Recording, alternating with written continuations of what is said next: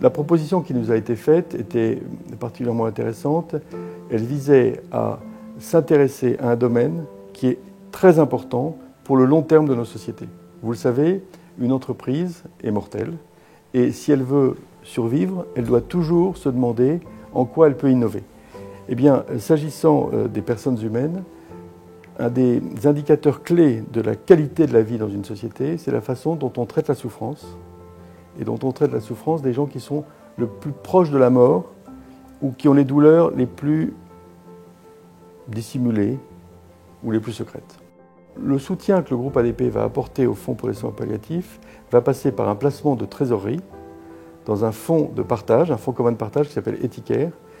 et qui versera une fraction de ses frais de gestion au Fonds pour les soins palliatifs. Il me semble que c'est un instrument particulièrement intelligent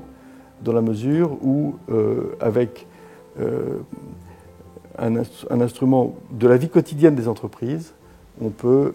je pense, atteindre une taille critique relativement rapidement. Pour les personnes qui n'auraient jamais entendu parler du Fonds pour les soins palliatifs et qui le découvriraient à l'occasion de cette interview, je veux dire que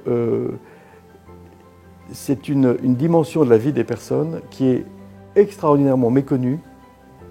jusqu'au jour où on y est confronté personnellement. Et le jour où on y est confronté personnellement, on se rend compte qu'il y a un monde entre une personne, quel que soit son âge, qui souffre de douleurs considérables, qui sont atténuées grâce à des soins palliatifs, et des personnes qui sont laissées à elles-mêmes dans des centres qui n'ont aucune conscience de ce que le soin palliatif peut apporter à des moments de la vie qui sont particulièrement douloureux.